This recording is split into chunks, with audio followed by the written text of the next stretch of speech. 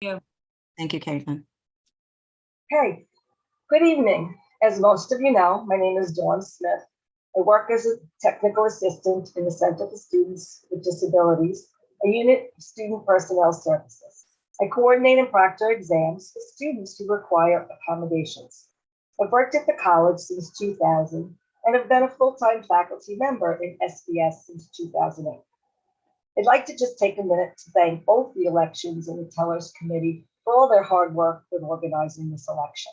Not only the forum, but the election itself. I know firsthand how difficult it can be to coordinate everything.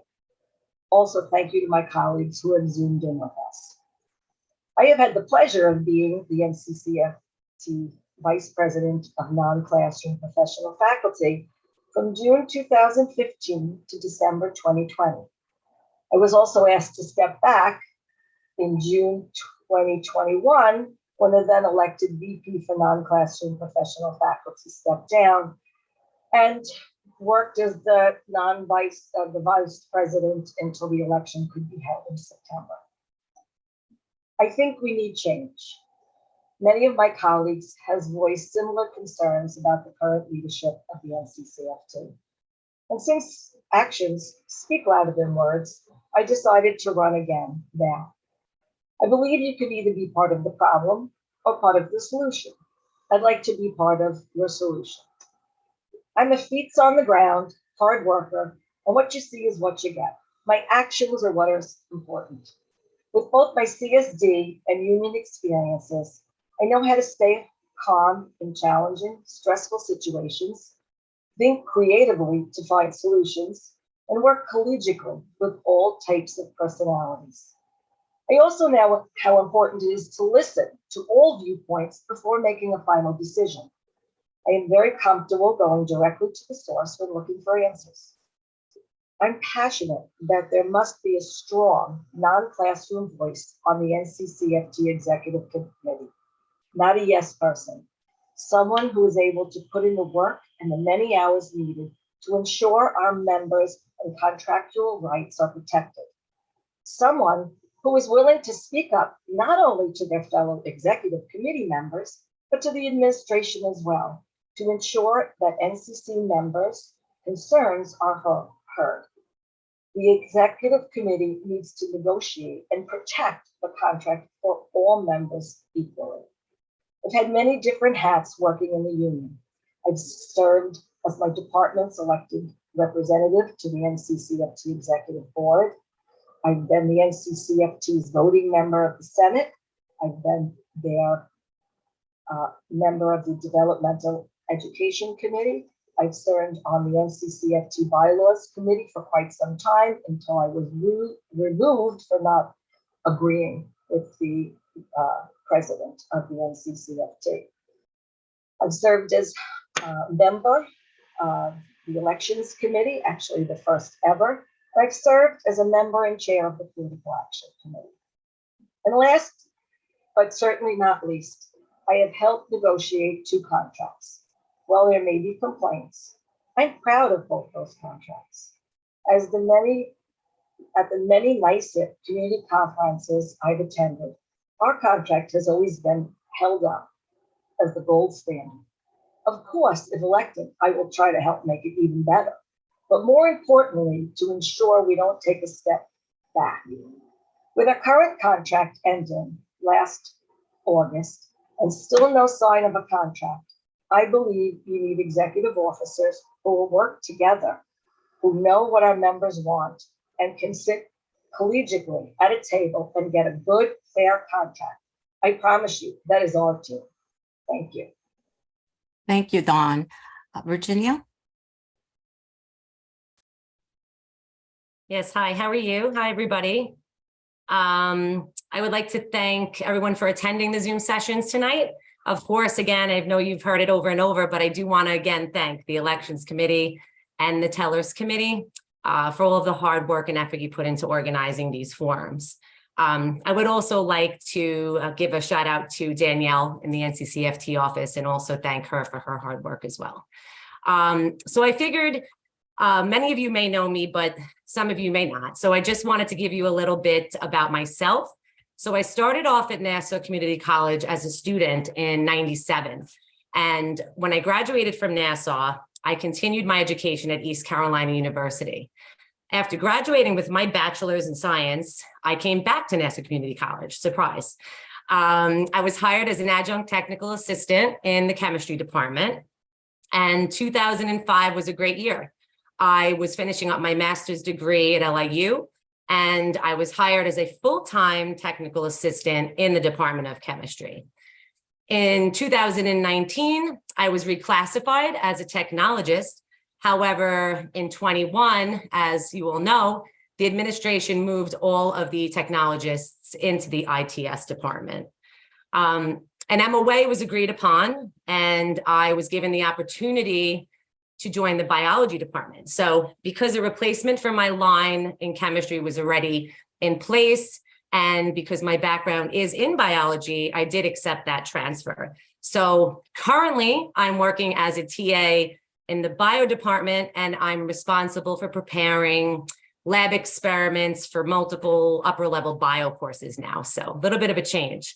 I have a deep understanding of how the college operates. I've been here for quite a while. I am committed to keeping the non-classroom and the professional faculty issues at the forefront. We need a voice. We need a voice to make sure that we become a priority. So throughout the years, I've served on numerous college-wide committees.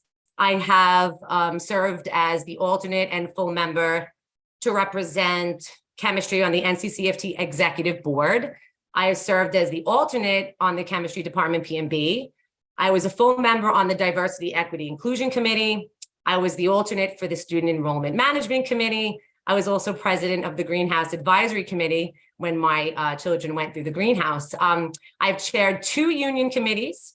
I still am chair of special events and new member committee as well.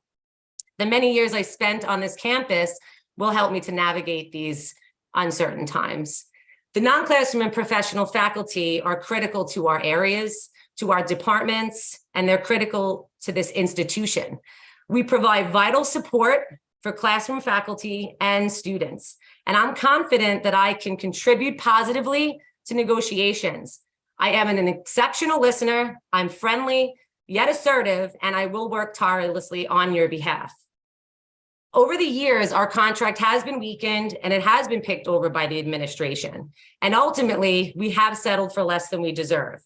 The administration appears to believe that we are dispensable, that we can even be transferred at their will. So we need to communicate a unified message to the administration that will effectively depict who we are and what we do for this college.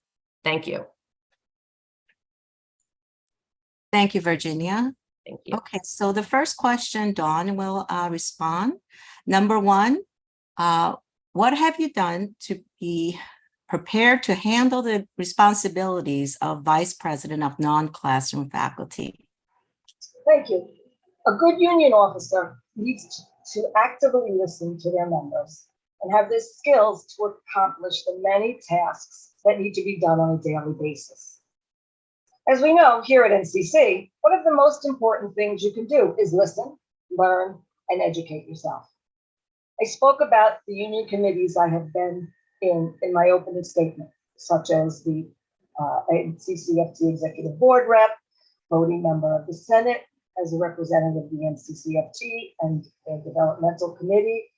I've been on the NCCFT bylaws and the First Election Committee, as well as chair and member of the Political Action Committee. But I've also served as a liaison to our state national affiliate organizations, our Long Island Federation of Labor, and our local K-12 brothers and sisters. I have also attended too many workshops to count on topics such as union leadership, union negotiations, union finance, as well as strategic planning, just to name a few. I have attended the United Association for Labor Educators Summer Institute, as well as the Long Island Federation of Labor Training Program. I have attended many NICET workshops and the yearly community college conferences, as well as the American Federation of Teachers and the NEA training. My list can go on and on, how I've prepared and educated myself on how to be a good union leader. There are more items I could list, But suffice it to say, I have taken every opportunity available to prepare and educate myself on how to be a good leader for this union. Thank you. Thank you, Dawn. Virginia? Yes, just give me 1 second. Okay, hi. Okay, so I've been preparing for this position since I stepped foot on this campus. I involved myself with the union immediately. So I truly immersed myself in the campus, and I really did enjoy every second of it. I was on numerous college-wide committees that I had mentioned previously, and I really do love getting out there and engaging with other members of the college community. So if you know me, then you know that I am pretty friendly and approachable, or at least I think I am. And if you don't know me, I promise that when you do approach me, that you will feel comfortable enough to trust me with your concerns and trust that I will do what I can to help you. So in 2005, I was elected to represent the chemistry department as an alternate on the NCCFT executive board. That following year, I was elected as full member, and I remained full member on that committee until I was forced to vacate my position as a result of the technologist transfer. So, I feel like I talk about this transfer a lot, but this transfer uprooted all these people from their positions, and they arbitrarily placed them into ITS, okay? So we were just a title to this administration. We weren't the support that keeps the college's heart beating. So when you think about it, you talk about motivation, because I will never forget that, right? I will never forget that we were valued so very little that the administration had absolutely no idea what role we play on this campus. Because how could they if they did something that uprooted us from where we belong and where we were effective in helping our students? So I am motivated to change their preconceived ideas. I'm motivated to work to build the non-classroom up to where we deserve to be. We deserve to be on the same level as all faculty, right? Because we all should be valued. I'm also very familiar with our contract. So from the many years as the executive board member, and for those of you that remember, we used to bring the copy with us to the executive meetings. From the many years that I attended those NICET community college conferences that Dawn also spoke of, these conferences allowed us to really delve into certain sections of our contract, share ideas, share concerns. We were able to build rapport with other members of other unions. We have strength in numbers. So I believe that if we remain committed, if we stick together, we work together as a team, we will find the light at the end of the tunnel. Every now and again, I see a flicker of that light, right? A quick conversation with a colleague after attending an event after the pandemic, an event that brings faculty together, listening to faculty laughter. That's where the light comes from within the faculty, and we will see it again. Thank you. Okay, thank you, Virginia. Thank you. So you're going to be answering number 2. What is your understanding of the different needs for PFU? Okay, I'm sorry, was that me again? Yes. Okay, sure, thank you. To make sure I alternate. Okay, no problem. Okay, so the PFU, very complex, right? Consists of many different areas, and it's not a one size fits all. So the different areas within the PFU have their own individual issues. They have their own different needs, okay?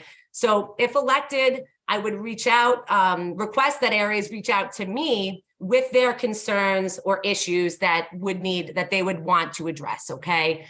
It's important to get out there, to have those conversations. Okay, so in order for the union to be effective, we have to know as much as we can about our members. So I would like the opportunity to help the PFU really get the equality that they deserve. In the many conversations I've had with PFU members, I do feel like there's a common theme. So the PFU is not getting the support that they deserve. So what does that mean? Well, PFU members had to return to campus prior to other members with no regard to PPE or health and safety. But we never thought we were going to be in the middle of a pandemic. So there was no language in the contract to protect or to compensate those PFU members for the scenario we faced. So I think it might be important, right, to add that language to that contract, our contract, so that we can protect the PFU. So this all goes back to equality, right? So allowing for a schedule that includes a remote option, an option to work a 4-day week, a 4-day week that doesn't require administrative approval, okay? Many areas on campus are having issues with increased workload as a result of lines not being replaced or lines that are being replaced by administrative positions.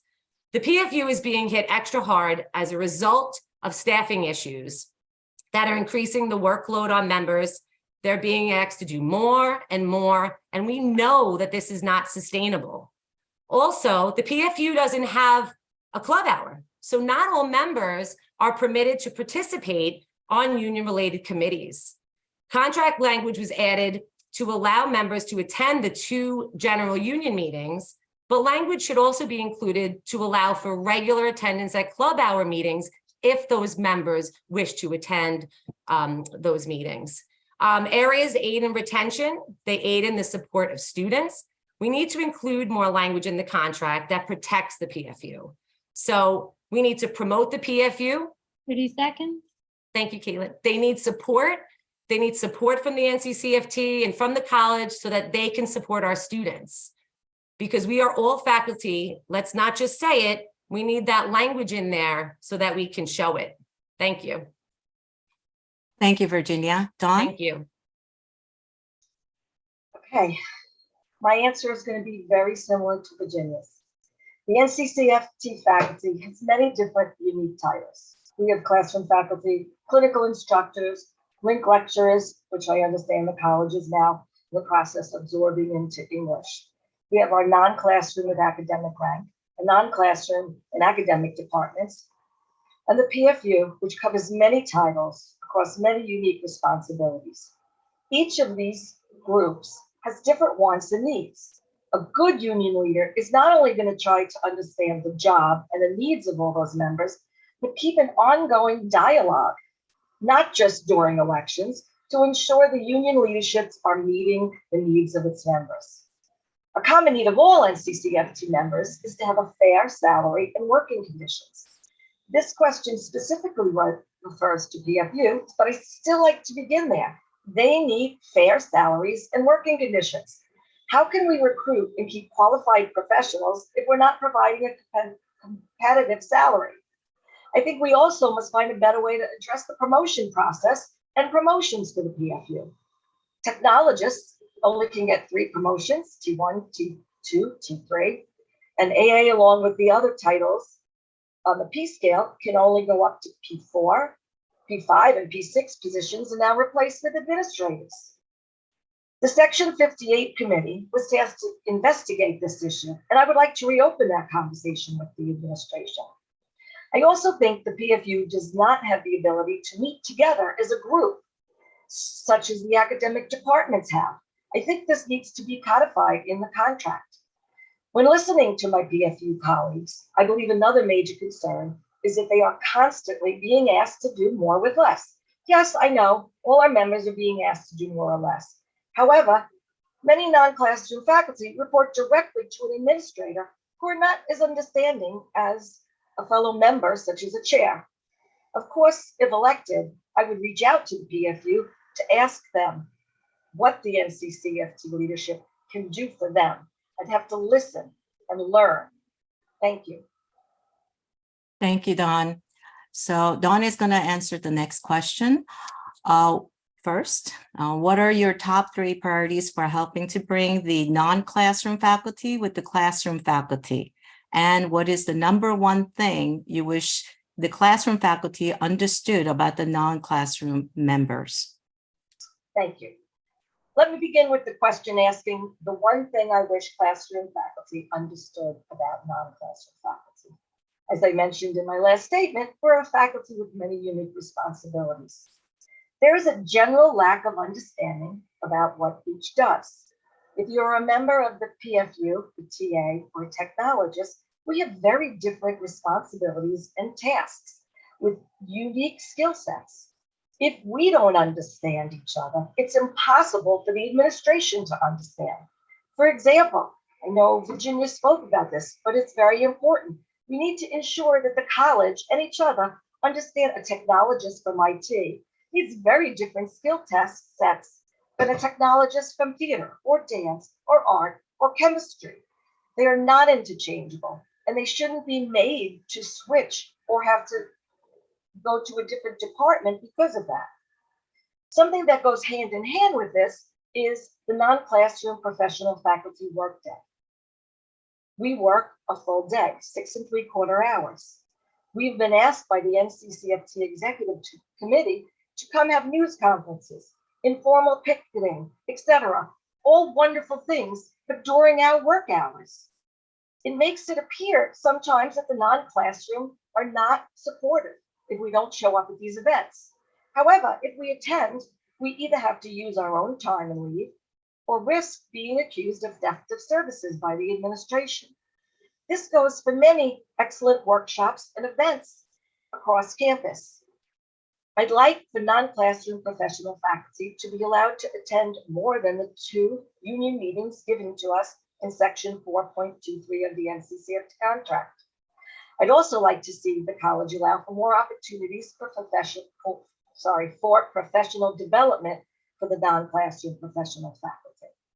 I believe it is important to ensure that if we negotiate the classroom faculty, that classroom faculty may teach their remote class off campus and do all of part of their office hours remote, that non-classroom professional faculty may also have that privilege of working remotely for a similar amount of time if their job allows. Finally, to have an equal number of promotion opportunities as the classroom faculty currently have in the contract, which although I've already mentioned, it still needs to be said in an answer to this question. Thank you. Thank you, Dawn. Virginia? Oops, sorry, just give me 1 second. Sure. Okay, so the first of my top 3 priorities to help the non-classroom faculty parity with classroom faculty relates to the 4-day work week. Teaching schedules for classroom faculty are assigned by the appropriate committee in each department. However, non-classroom and professional faculty must request a 4-day week, and rather than internal approval, it actually requires approval of the administration. And said request can be denied by the president at his or her discretion. So why is it that a chair can approve teaching schedules, but for non-classroom and professional faculty schedules, they cannot? So one would assume that the chair, who's directly involved with departmental needs, would be able to grant or deny us the 4-day option. Why does this have to be approved by the dean or the vice president and the president of the college? This is unfair, and it does need to be addressed and corrected so that we can parity with our classroom counterparts. Secondly, all non-classroom and professional faculty should have the option to attend committee meetings during club hour. No member of our bargaining unit should be isolated and prevented from collaborating with other members. Personal and vacation time should not have to be used by members that desire to attend meetings. Language needs to be negotiated into our contract. It should not be up to a supervisor or a director whether or not members can attend. They need to attend these meetings that are necessary for the full exchange of ideas.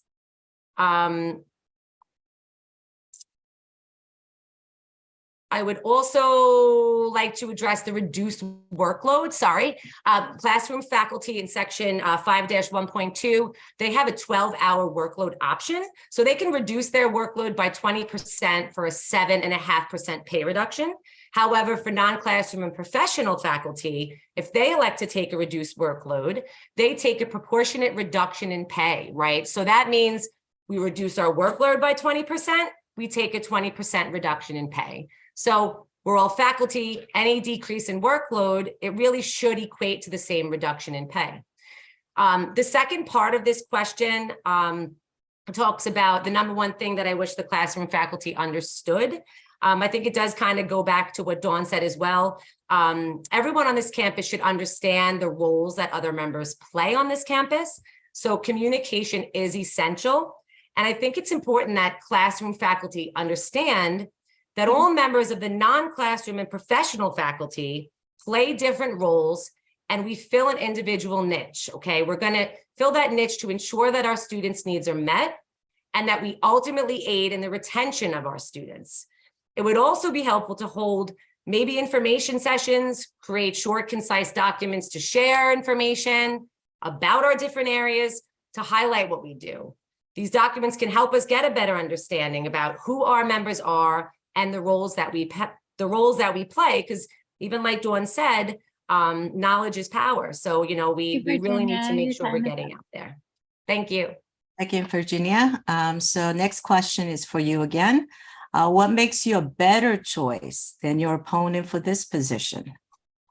Okay, so I would prefer to be recognized for my unique value, for what I can add as a member of the board. So I'm only going to speak to my own strengths. I am motivated, I am dedicated, I am hardworking, and I am trustworthy. So my years of experience at the college as a non-classroom faculty member and as an adjunct classroom faculty member has allowed me to understand the intricacies of both sides of the coin. So working as a technical assistant and as an instructor has allowed me to understand the different roles that all of these groups play on campus and the contributions they make. I would like the opportunity to make a difference. I feel that I have the motivation to kickstart the change that we need to take place on this campus. Morale at an all-time low, and we really do need to turn it around. I was demoted as a result of the technologist transfer. We were given a choice. Returning to our academic department meant a title change and a decrease in pay. And, you know, at these conferences that I mentioned earlier, you know, they talk about this union moment. Well, I've had many, but really this does make the top of my list. It drives me. So the non-classroom and professional faculty, we are critical to this college, and I am committed to our success. So I feel that I can really work to bring the faculty together. I do want members to feel comfortable with me, and I would like members to know that I am always available and approachable. You know, you can feel free always to stop by my office, to call my cell, send me an email. I would look forward to it. Thank you. Thank you, Virginia. Thank you. Am I ready? Yes. Okay.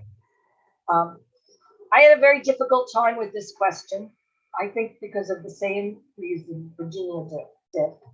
I understand we are both running for the same position, but I don't like that it seems to create an opening to allow you to trash your opponent.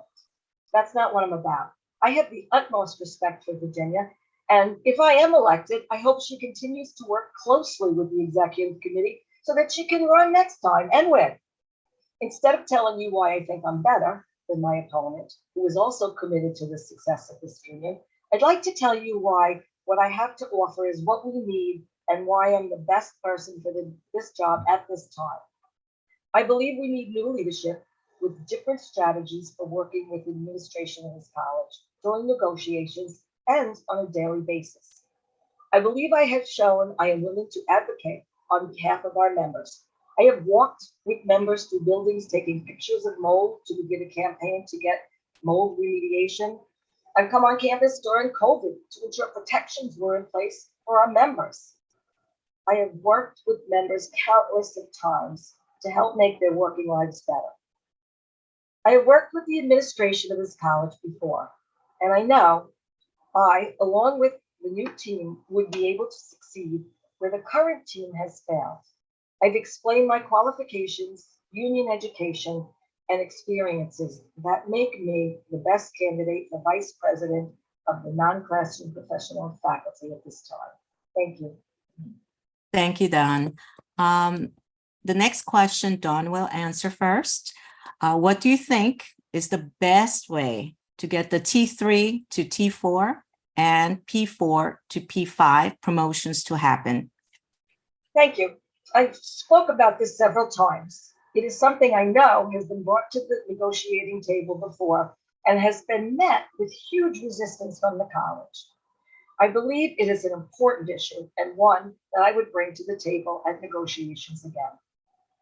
I would first ask the administration for the report that was made by the Committee 58.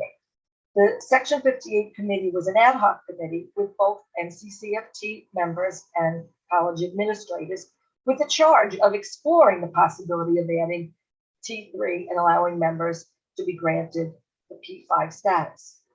I believe reading the recommendations that were made by this committee is an important step in not only getting better clarity from the college in regard to what preventing them from agreeing to this fair promotion availability, but to showing the administration of the college of its importance. I would not back down. I would keep bringing it up, chipping away until they agree.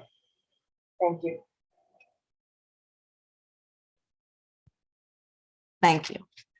Virginia? Yes, thank you. Okay, so this must be done in negotiations.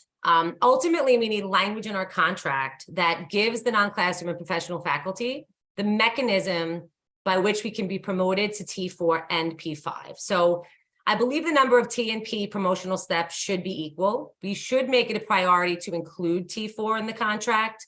We're essential to this college, like I've said before, and we must be recognized for our contributions and compensated for our skills and our dedication to student success.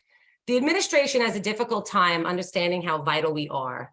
Maybe we need to collect quantifiable data to demonstrate how the non-classroom and professional faculty directly affect student retention and success.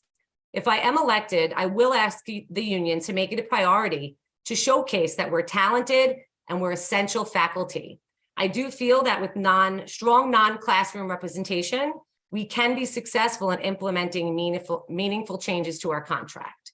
So currently, Section 58(7.6) of the contract states that professional faculty at the P5 level will normally be titled Associate Director, Associate Registrar, and the hiring for these positions are done via a search process. This language needs to be modified. Why is there a step included in our promotion process that can never be achieved? If these are search positions, we need to have P5 be attainable. So in Section 58.8, the current contract states the union and the college administration agreed to establish a joint committee to review all job classifications on the P level. This section needs to be modified to also include the T level, and we could focus on adding stronger language so that the committee mentioned can be formed and charged with making necessary changes to our promotion policy. We need to add the language that ensures the committee will meet and that the union cannot be stonewalled by the college. Ultimately, the best way for us to get these promotions to happen is to do it during negotiations. The MOA that was negotiated in 20 was not effective because we had to rely on them getting together. We need to persevere. We need to push for these promotions during negotiations. Focusing on forming a committee will only delay that process. So it will take persistence, it will take dedication. And for those of you who know me, know that I can be very persistent and that I will continue to push. So we need to fight and we need to persevere to prove we're worth it. Thank you. Thank you, Virginia. Okay, you. Dawn will close first. Thank you. I have a deep understanding of the workings of Nassau Community College and the work we must continue to make it the best place for both our faculty and the students we teach. If elected as NCCFT Vice President for non-classroom professional faculty, I promise to work diligently on and off campus on behalf of all faculty while bringing a strong voice forward for the non-classroom professional faculty. I will take your calls, answer your emails, and meet with you when you reach out. This is a 24/7 job for somebody who can put in the hours, who doesn't have a personal agenda other than protecting our contract for our members. As I said before, I'm a boots on the ground person. I like to get things done. I hope you'll vote for me so we can succeed in getting a fair contract and improving our conditions on campus. Thank you. Thank you, Dawn. And Virginia will close. Yes. Okay. Thank you so much. I would like to thank you all again for attending the forum and the Tellers and Elections Committee. I would like the opportunity to represent you as Vice President, non-classroom and professional faculty. I know that this is not the first time you're hearing this tonight, but I am motivated and hardworking, and I do feel that I can work as a bridge to connect the different groups on campus. I will try to work to bring us together, to connect us and to make us stronger, because together we can finally negotiate a contract that depicts our true worth. We have ratified contract after contract of negligible, non-existent raises, and it's been more than a decade of this. We want a fair contract, but I would also like to foster a positive work environment, Morale on campus, like I said earlier, it really is at an all-time low. I remember the way NCC used to be, okay? It was the college that everyone wanted to work at. We can get there again. We need stability. We need a permanent president so we can begin to rebuild. We need to begin to cultivate a working relationship, or this college will continue to fail. I would love the opportunity to help turn it around and become what we once were, the best community college in the state. I do truly believe we can work together to ratify a contract beneficial for all members at all stages of employment. Okay, 36.5 is just the beginning. We can't allow this administration to take what they want. Please reach out to me if you have any questions. I encourage you to. The link is on my email. My cell phone is also up on my website. And I appreciate all of your time tonight. Thank you very much. Thank you, Virginia. Thank you, Dawn. Thank you.